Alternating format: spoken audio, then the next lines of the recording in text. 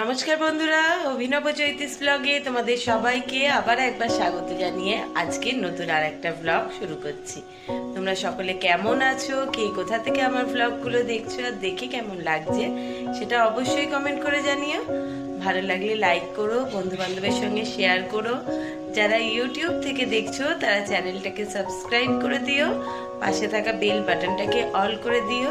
আর যারা ফেসবুক থেকে দেখছো তারা অবশ্যই পেজটাকে ফলো করো। আজকে বৃহস্পতিবার আর সরস্বতী পুজোর পরের দিন, মানে অনেকেরই আমরা যারা ঘটি তাদের বাড়িতে আজকে শীতল ষষ্ঠীর পুজো। আমারও তাই।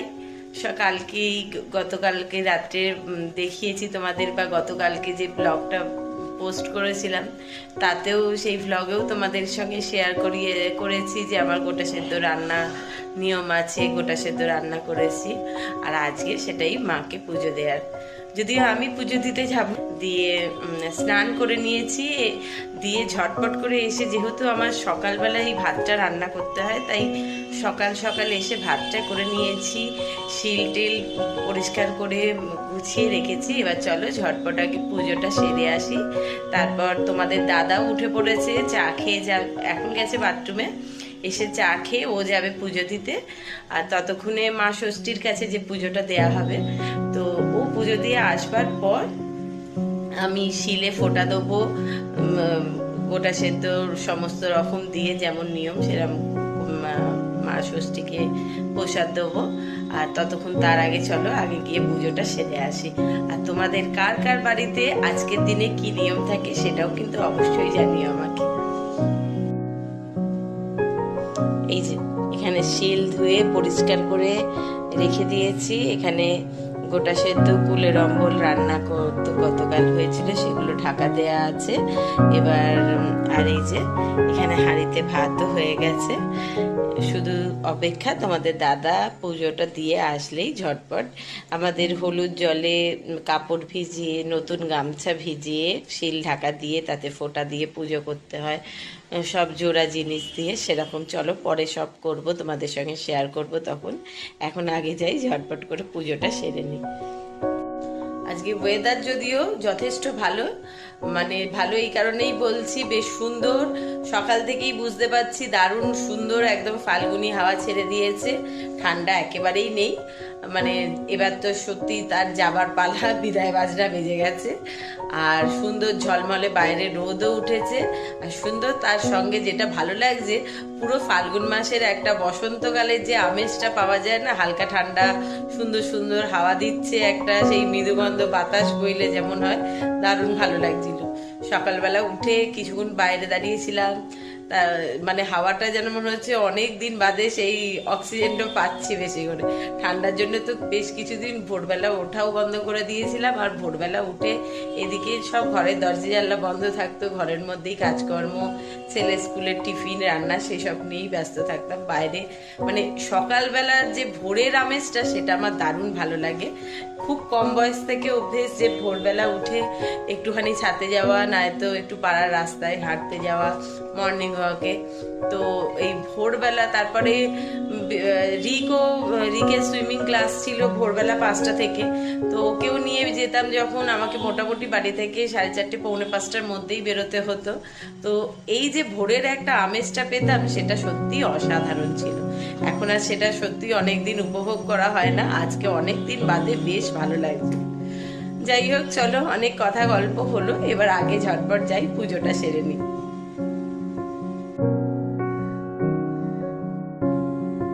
ঠাকুরকে পুজো দিয়ে নেওয়া হয়ে গেছে। আজকে সকালবেলা তোমাদের দাদা যখন পুজো দিতে গেছিল মা ষষ্ঠীর জন্য, তখনই বলে দিয়েছিলাম আসবার পথে যে ঠাকুরের ফুল মালা কিনে আনতে।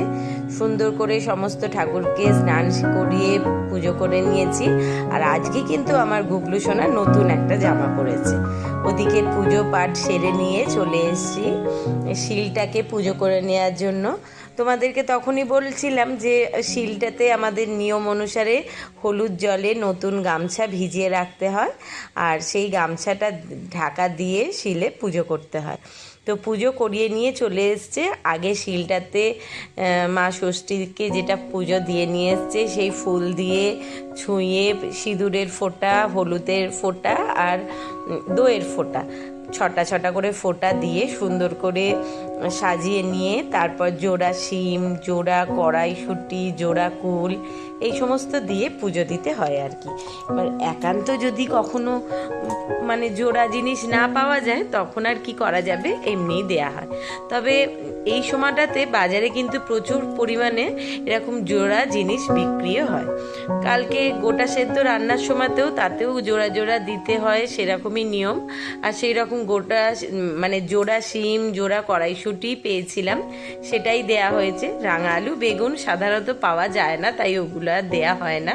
এখানে এই দেখো শিলেতে নোড়াতে, যেহেতু মা শিলের নোড়া হচ্ছে সন্তান, তাই মায়ের গায়ে সন্তানের গায়ে দুজনের গায়েই ফোঁটা দিয়ে নেওয়া হয়ে গেছে। আর জোড়া কুল শিম যেমন বললাম সেই সমস্ত দিয়ে এবার গামছাটা দিয়ে চলো ঢাকা দিয়ে নিই।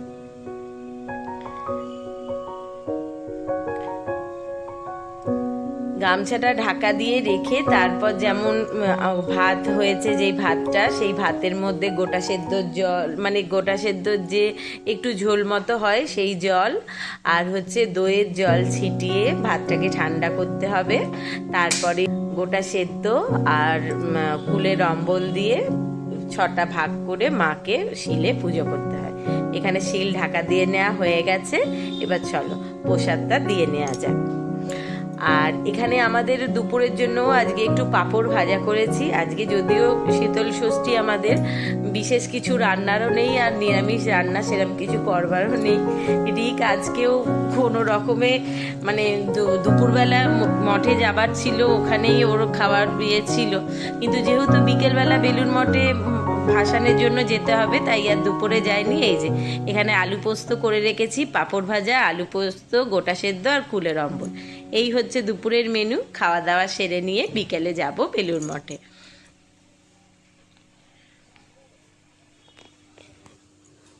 রেডি হয়ে নিয়েছি, এই যে এই শাড়িটা পরেছি। চলো এবার ঝটপট বেরিয়ে পড়া যাক। বেশ খানিকটা লেট হয়ে গেছে, 4টে 4:30-এর মধ্যে যাওয়ার কথা ছিল, কিন্তু এখানেই বেজে গেছে 5টা।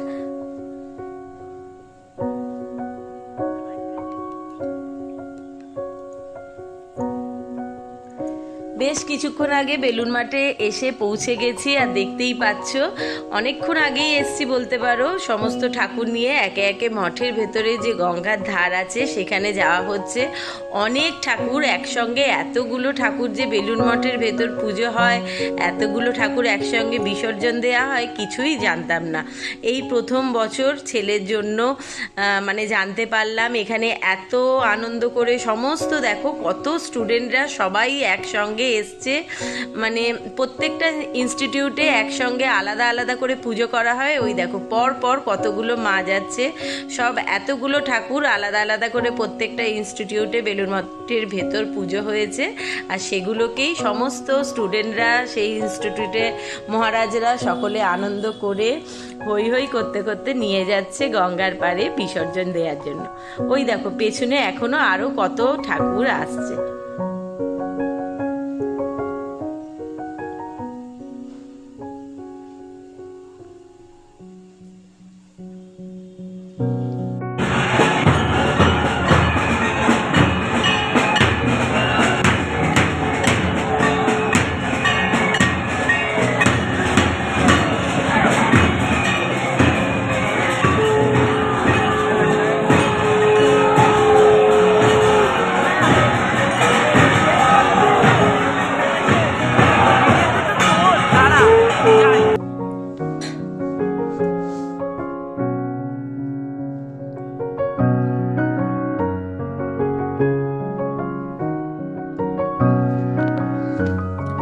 একসঙ্গে এতগুলো ঠাকুর কি যে দেখতে সুন্দর লাগছে। আর বেলুড় মঠের ভেতরে আজকে সেই রকম হয়েছে ভিড়, প্রায় প্রত্যেকটা স্টুডেন্টই এসছে। আর প্রত্যেকটা ইনস্টিটিউটে যত মহারাজ, যত স্টুডেন্ট, তাদের গার্জেনরা এসছে। আর এমনি সাধারণ লোকও তো বেলুড় মঠে প্রায় রোজই কম বেশি এসেই থাকে।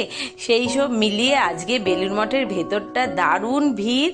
আর সেই সঙ্গে মায়েদেরকে সুন্দর করে ধূপ ধুনো আরতি করতে করতে নিয়ে যাওয়া হচ্ছে। আর যে যার মানে যেই ইনস্টিটিউটে যেই মাকে পুজো করা হয়েছে সেই ঠাকুরকে ঘিরে সকলে হই হুল্লোড় করতে করতে গঙ্গার ঘাটে এসে পৌঁছে গেছি সকল মিলে।